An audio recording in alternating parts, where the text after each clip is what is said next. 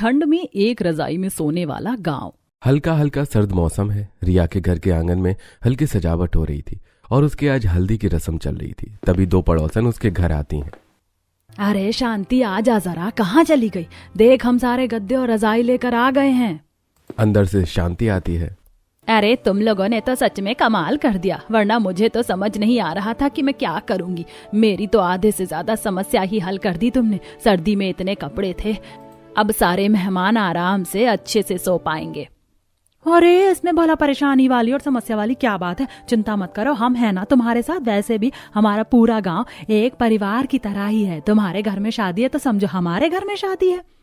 चलो अब सभी खड़े होकर बातें करते रहोगे कि रिया बिटिया को जाकर हल्दी भी लगाएंगे। देखो सारी बहुओं ने तो उसे हल्दी लगा भी दी। आज पड़ोस की सभी बहुएं रिया को हल्दी लगा रही थी और उसे मुबारकबाद दे रही थी। देखो तो हमारी प्यारी रिया कितनी अच्छी लग रही है। अब तो हमारी गुड़िया रानी बड़ी हो गई। बिल्कुल, अब तो हमारी रिया अपने सैया के घर जाएगी और हम सबको भूल जाएगी। हाँ बिल्कुल, ससुराल जाने के बाद तो सैया से मिलने के बाद कहाँ किसी को अपने मायके की याद आती है। और फिर रिया के होने वाले पति तो हैं ही एकदम रोमांटिक और डैशिंग।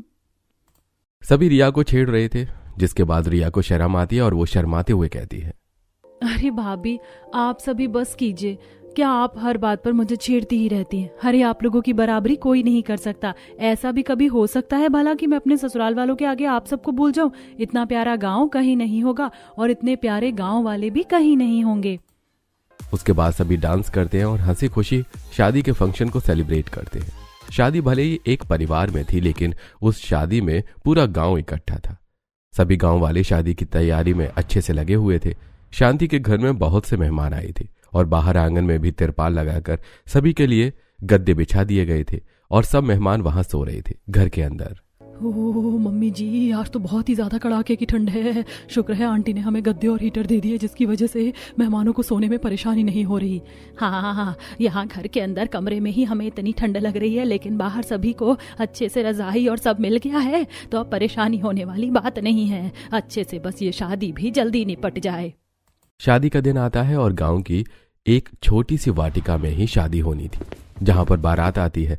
आस पड़ोस के सभी लोग शादी की अच्छी से तैयारी कर रहे थे। क्यों पायल, सब ठीक से हो गया ना? कुछ कमी तो नहीं रह गई? नहीं पलक, सब कुछ बहुत अच्छे से हो गया और ये इन सब चीजों का श्रेय आप सभी को जाता है। तुम सभी ने मिलकर रिया को इतनी सुंदर तरीके से तैयार किया है, वो दुल्हन के जोड़े में एकदम परी लग रही है। अरे ये तो हमारा फर्ज था, रिया हमारी भी तो छोटी बहन जैसी है।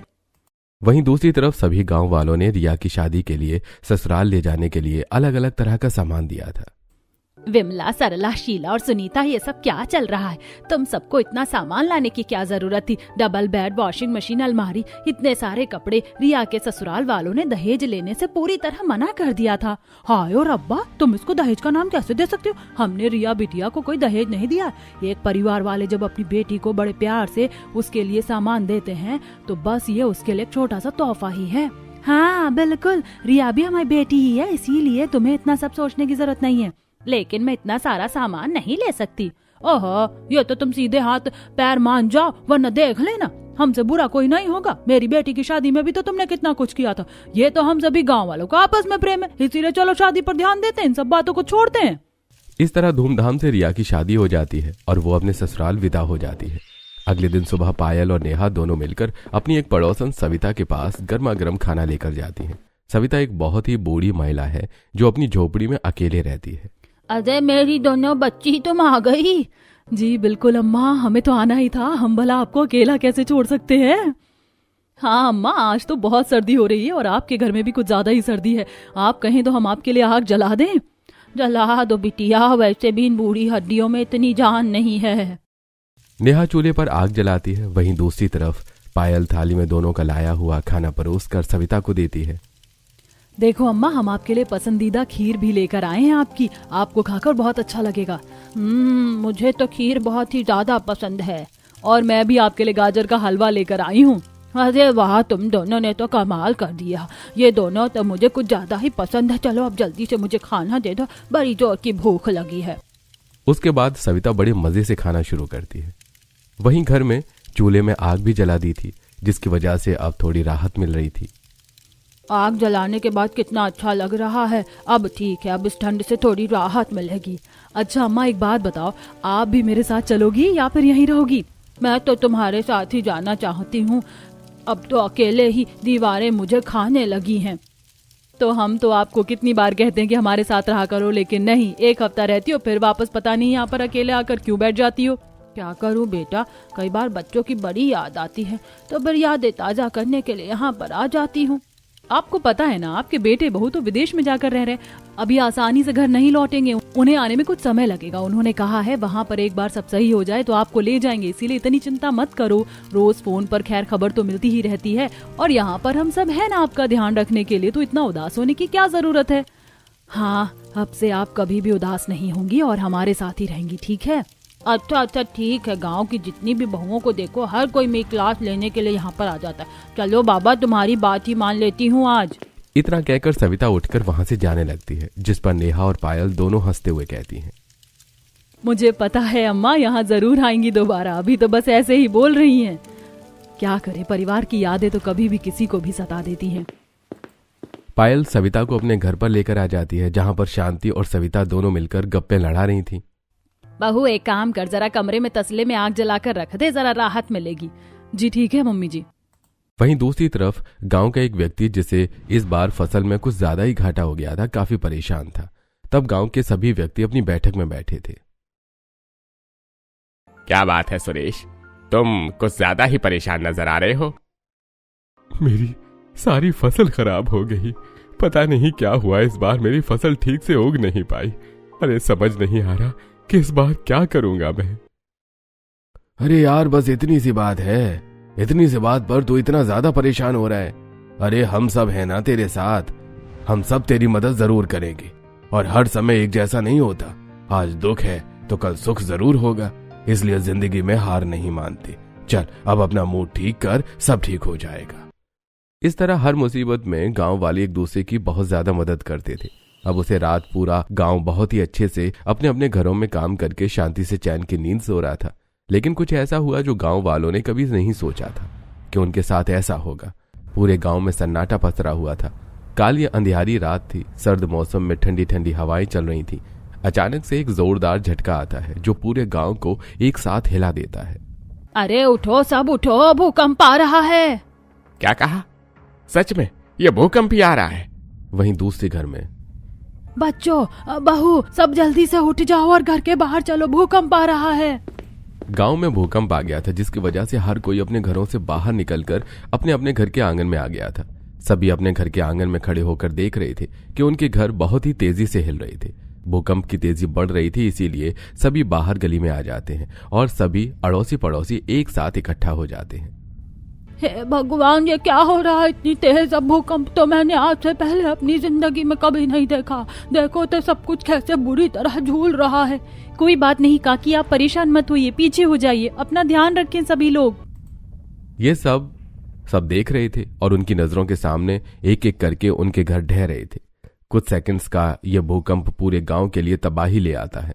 अब भूकंप की वजह से जितने भी पुराने और झोपड़पट्टी वाले घर थे वो सारे 2 मिनट में ढहकर तबाह हो जाते हैं।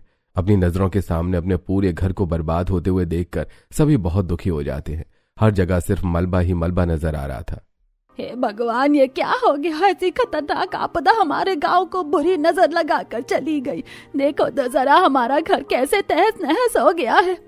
हाँ सच में, हम तो कुछ ही देर में बेघर हो गए। अच्छा खासा हम सर्दी के मौसम में चार दीवारी और अपनी छत के अंदर सो रहे थे, लेकिन अचानक ही ये सब हो गया। आप सभी खुद को संभालिए, अगर हम इस तरह हार मान लेंगे तो फिर हमें कुछ सोचने का समय नहीं मिलेगा। हम सभी के ही घर बर्बाद हो गए हैं। हम सभी को इस समय एकजुट रहकर इस समस्या का हल निकालना होगा। भूकंप इतना तेज था कि गांव में सिर्फ पक्के लेंटर के मकान ही थे जो बिल्कुल यूं के यूं ही सलामत थे और उन्हें कुछ भी नुकसान नहीं पहुंचा था। जब सारा मामला शांत हो जाता है तब थोड़ी दूरी से सरपंच और उसकी पत्नी भी वहां पर आ जाते हैं। अरे भाई, ये सब क्या हो गया? आप सभी के घर तो बिल्कुल बुरी तरह से बर्बाद हो गए। अरे अचानक से यह भूकंप आकर कितनी बड़ी मुसीबत ले आया हमारे गांव के ऊपर। वही तो सरपंच जी, हमें तो कुछ समझ में नहीं आ रहा कि ऐसी हालत में हमें क्या करना चाहिए। अरे ऐसे में हम सब अब क्या करेंगे? हम तो 2 मिनट के अंदर ही बेघर हो गए, और अगर हमारे ऊपर छत ही नहीं होगी तो हम कुछ नहीं कर सकते। ना तो हम चैन से बैठ पाएंगे और ना ही हम कुछ कर पाएंगे। अब क्या करें, हमें दर बदर गलियों में भटकना होगा। घर तबाह हुआ है। अब 1-2 दिन में तो ये बनने से रहा। कितनी मुश्किलों से पैसा जोड़कर घर बनाया था। यहाँ कोई हलवा नहीं है कि कभी तैयार हो जाए। सच में यह कोई हलवा नहीं है कि कभी भी तैयार हो जाए। सच में बहुत बड़ी मुसीबत आन पड़ी है हमारे ऊपर। घर की महिलाएं और मर्द इस बात से बहुत ज्यादा परेशान थे। पता नहीं आगे क्या होगा। सभी की बातें सुनकर और सभी को परेशान देखकर सरपंच सभी से कहते हैं, देखिए, इस तरह सर्दी के मौसम में महिलाओं और बच्चों का बाहर रुकना तो बिल्कुल भी ठीक नहीं है। मेरा घर काफी बड़ा है, वहां पर कमरों में महिलाएं और बच्चे तो आज की रात बिता सकते हैं। बाकी बाहर में सभी आदमी रह सकते हैं। बाकी हम सब इन सब चीजों के बारे में कल सुबह सोचेंगे कि क्या करना है। हाँ, अभी आप सब यहाँ से चलिए, हम सुबह सोचेंगे क्या करना है। अब महिलाएं और बच्चे तो सरपंच के घर के अंदर सो जाते हैं, लेकिन वहीं जितने भी आदमी थे उनके लिए बाहर आंगन में गद्दे लगाकर उन्हें कुछ रजाई दे दी जाती है, जिस पर वो सो जाते हैं। लेकिन सभी को इस तरह नींद नहीं आती। कभी कोई रजाई अपनी तरफ खींच रहा था तो कभी कोई। इन्होंने तो सारी रजाई खींच ली। अब मुझे ठंड लग रही है। अब मैं कैसे सो पाऊंगा। इस तरह जैसे तैसे परेशान होकर सभी अपनी रात काट लेते हैं। अगले दिन सुबह बैठक होती है जहां पर सरपंच एक आइडिया देता है। देखिए, मैंने सुबह आप सभी के घर की जांच की है। पूरा मलबा गिर गया है और सारा सामान भी बर्बाद हो गया है। मैं जानता हूं आप सभी को बहुत भारी नुकसान हुआ है, लेकिन आप सब अब चिंता मत कीजिए। हम आपके लिए कुछ जरूर करेंगे। सबसे पहले तो हम आपके रहने का इंतजाम करेंगे, उसके बाद हम सभी का घर बनाने की कोशिश करेंगे। हाँ बिल्कुल, किसी को भी बजट की चिंता करने की जरूरत नहीं है। मैं भी आप सभी की पूरी मदद करूंगा। जी बिल्कुल, आप तो जानते ही हैं कि इनकी कितनी सारी फैक्ट्री है और ये हमारी सिर्फ पैसों में नहीं बहुत सी चीजों में भी मदद कर सकते हैं। इसलिए सभी गांव वाले आप भूले नहीं कि हम सब एक परिवार हैं और हमने आज तक कभी भी किसी को किसी मुसीबत में अकेला नहीं छोड़ा है। इसीलिए किसी को भी घबराने की जरूरत नहीं है। इस मुसीबत का सामना भी हम सब मिलजुल कर लेंगे। शुक्रिया सरपंच जी, आपने हमारी परेशानी को समझा और हम सबको इस मुसीबत के समय में आप हौसला दे रहे हैं। यह बहुत बड़ी बात है। इसके बाद गांव में एक बहुत बड़ी चौपाल थी जहां पर चारों तरफ पिलर से और वो ओपन थी। वो बहुत बड़ा हॉल था जिसे गांव में बैठक के लिए या किसी भी फंक्शन या शादी के प्रोग्राम के लिए इस्तेमाल किया जाता था। वो स्पेशल गांव वालों के लिए ही बनी हुई थी, जो अक्सर किसी भी गांव में होती है। अब सभी गांव वाले वहां पर चले जाते हैं। देखिए, हम आज यहाँ पर बहुत सारे गद्दे लगाकर सभी के रहने का इंतजाम करवा देते हैं। सीधे हाथ की तरफ जो हॉल है वहां पर सभी लेडीज और बच्चों का रहने का होगा और उल्टे हाथ की तरफ सभी आदमी सोएंगे। आज से अच्छे से इसे तैयार कर देंगे और तब तक आप सब मेरे घर चलिए, सबके लिए खाना बन गया होगा। अब सभी गांव वाले सरपंच के घर जाते हैं जहां पर उसके घर के आंगन में बहुत बड़ा सा टेंट लगा हुआ था।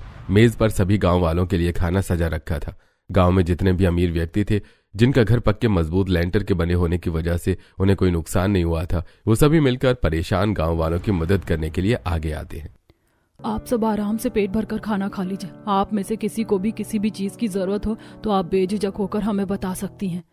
अभी तो हम सबको बहुत भूख लग रही है और आपने हमारे लिए खाना बनाया, साथ में सरपंच जी हमारे सोने का इंतजाम कर रहे हैं। फिलहाल तो यही बहुत है। बस दुख तो इस बात का है कि हमारा प्यारा घर अब नहीं रहा। हाँ बिल्कुल, हम अपना घर दोबारा कैसे बनाएंगे, उसमें बहुत समय लग जाएगा। कल रात तक सब बिल्कुल ठीक था और आज अचानक से देखो कितनी बड़ी मुसीबत आ गई। अपनी नजरों के सामने अपने घर को ऐसे तबाह होता देखकर मुझे बहुत दुख हो रहा है। मुझे भी।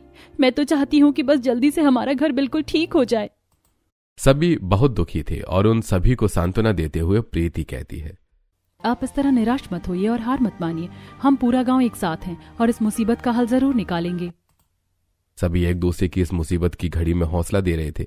अब सभी खाना तो खा लेते हैं और पूरा दिन सोच विचार करने के बाद जब रात को सब बहुत ज्यादा थक जाते हैं तो अपने अपने पार्टीशन में लेडीज और जेंट्स सोने चले जाते हैं। अब सभी को गद्दों पर सोने के लिए जो जगह मिल जाती है, लेकिन किसी को भी ठीक से रजाई नहीं मिल पाती। नींद में कोई भी एक दूसरे की रजाई खींच लेता था या कभी कोई नींद में अपने हाथ या पैर से सामने वाली की रजाई को हटा देता था।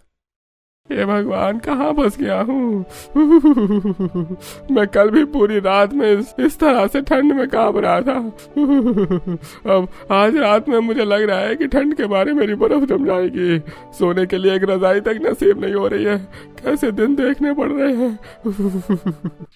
अब अगले दिन सुबह फिर से बैठक होती है। गांव के सभी सदस्य वहां पर मौजूद होते हैं। तब सभी अपनी समस्या बताते हैं। देखिए, क्या हम जिस तरह कर रहे हैं वो सब ठीक है? कल रात किसी को परेशानी तो नहीं हुई ना? सरपंच जी, फिलहाल तो बाकी सब बिल्कुल ठीक है, लेकिन रात को हमें सोने में बहुत परेशानी होती है। एक तो इतनी ज्यादा ठंड होती है, ऊपर से जब हम सोते हैं तो रजाई ओढ़कर, लेकिन नींद में रजाई पता नहीं कहाँ गायब हो जाती है। कभी कोई हमारी रजाई छीन लेता है तो कभी कोई। बिल्कुल सही कहा, हमारे साथ भी बिल्कुल ऐसा ही हो रहा। इस तरह रजाई में सोना हमारे लिए बहुत मुश्किल हो रहा है। पूरी रात ठंड से कांप रही थी मैं तो। बिल्कुल, मैं भी पूरी रात बस करवट बदलती रह गई। ना तो मुझे रजाई मिली और ना ही चैन की कोई नींद। अगर ऐसे ही चला तो कोई भी रात को ठीक से सो नहीं पाएगा। इसका तो हमें कोई ना कोई हल जरूर निकालना होगा, क्योंकि अगर हम रात को ठीक से नहीं सोएंगे तो इतनी भारी सर्दी में सभी की तबीयत भी खराब हो जाएगी और फिर हम अगले दिन सुबह ठीक से काम भी नहीं कर पाएंगे। कुछ तो सोचना होगा।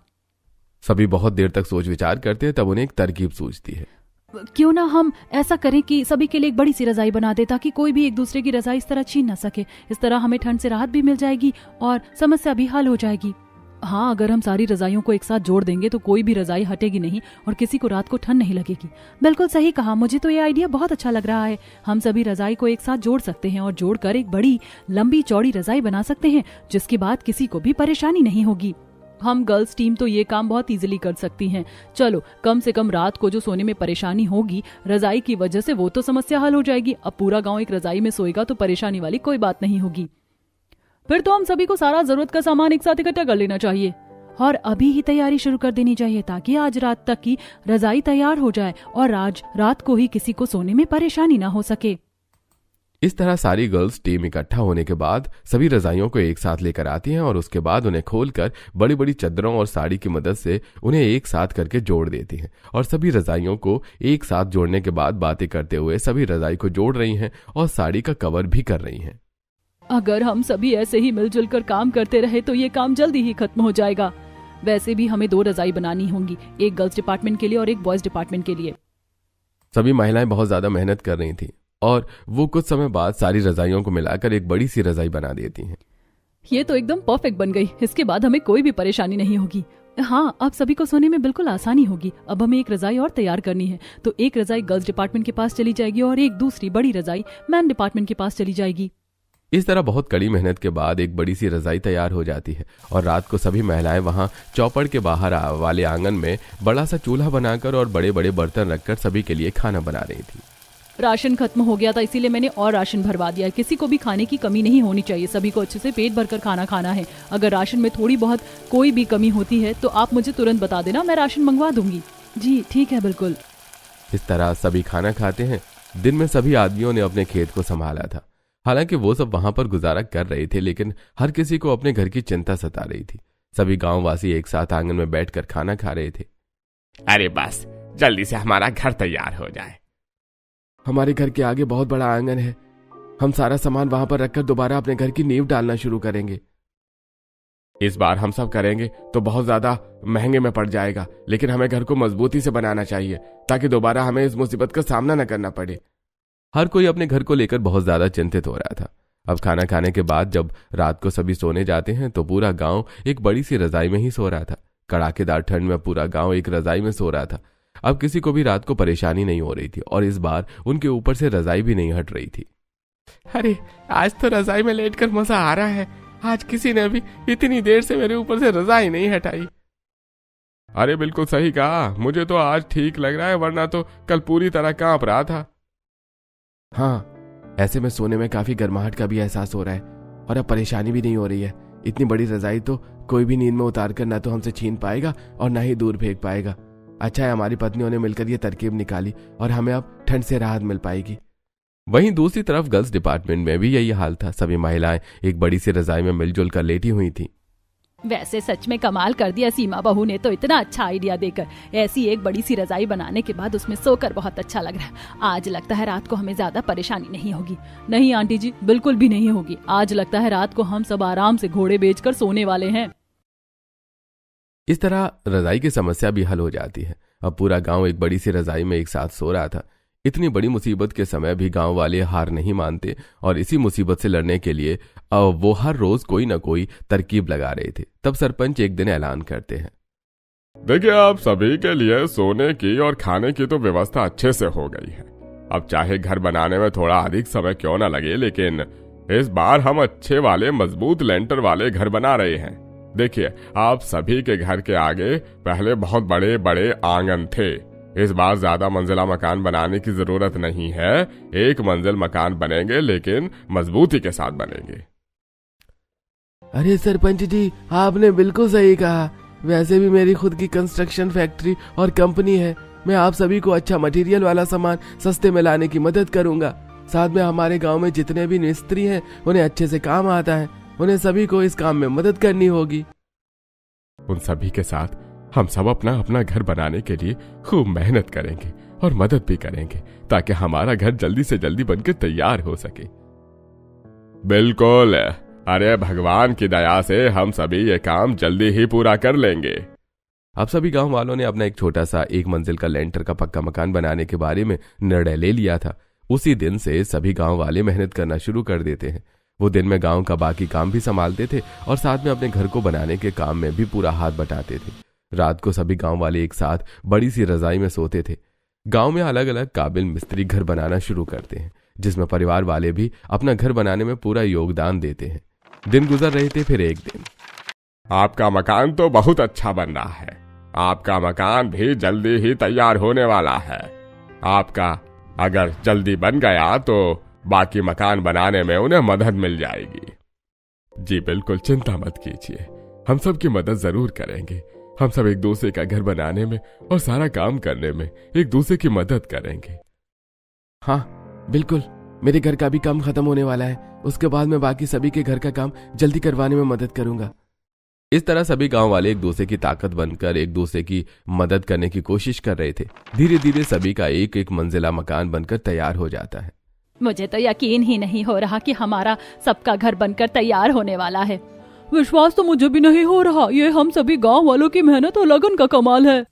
जहां एक तरफ सभी गांव वालों के घर अब बनकर धीरे धीरे तैयार होने ही वाले थे, वहीं दूसरी तरफ सभी गांव वाले जब रात को एक साथ एक ही रजाई में सोते हैं तो वैसे जब हम सभी का मकान बनकर तैयार हो जाएगा और हम सब अपने अपने घर में जाकर रहने लगेंगे, तब मुझे ये दिन भी बड़े याद आएंगे कि हम सब ने इस तरह एक साथ मिलकर किस तरह कष्टों के दिन गुजारे हैं। हाँ, और वैसे ये भी बहुत बड़ी यादगार के रूप में याद किया जाएगा कि हम सभी ने मिलकर ऐसे में एक बहुत बड़ी रजाई बनाई थी जिसमें पूरा गांव एक साथ मिलकर सोता था। वैसे ये बात तो तुमने बिल्कुल ठीक कही। आज से पहले ऐसा कभी नहीं हुआ होगा और ये भी एक अलग ही नई तरह की कारस्तानी है। जब हम सभी अपने घर में चले जाएंगे तब हम इस रजाई का क्या करेंगे? इसे याद के रूप में रखेंगे। मेरे हिसाब से तो रखना चाहिए। कल को वो कोई भी फंक्शन होगा तो हम इसे इस्तेमाल तो कर सकते हैं कम से कम। तुम सब भी ना, पता नहीं रात को कैसी बातें लेकर बैठ गई हो। इस रजाई का क्या करेंगे क्या नहीं वो तो हम बाद में देख लेंगे। अभी तुम सब सो जाओ। सुबह उठकर सभी को फिर घर बनाने के लिए काम भी करना पड़ता है। खूब सारी बात करने के बाद सभी सो जाते हैं। इतनी बड़ी रजाई में सभी गांव वालों ने साथ मिलकर ठंड में सोना शुरू किया था। गांव वाले बहुत मेहनत करते हैं और जब आखिरकार उन सभी का अपना खुद का घर बन जाता है तब सभी अपने अपने घर में शिफ्ट हो जाते हैं। सरपंच की मीटिंग में सभी बहुत खुश थे। तो सभी गांव वालों, आखिरकार वो दिन आ गया है जब आप सभी की मेहनत रंग ले आई। एक बार फिर से हम सभी गांव वालों ने मिलकर यह साबित कर दिया है कि इस गांव में प्रेम और एकता सबसे ज्यादा है। हमारे गांव में चाहे कितनी बड़ी मुसीबत क्यों ना आ जाए, लेकिन वो मुसीबत हम सभी का हौसला नहीं तोड़ सकती। इससे यह साबित होता है कि अगर हम सब मिलजुल कर काम करेंगे तो हम किसी भी मुसीबत का सामना कर सकते हैं। इसी बात की खुशी में आज हम सभी रात को गांव वाले जश्न करेंगे। इस तरह सभी गांव वाले बहुत खुश हो रहे थे और उन्होंने मुसीबत के समय में एक बड़ी सी रजाई में सोकर अपने दिन गुजारे। लेकिन कुछ समय बाद जब सब ठीक हो गया तब सभी अपने अपने घरों में शिफ्ट हो गए और फिर आगे उन्होंने खुशहाल जीवन व्यतीत किया।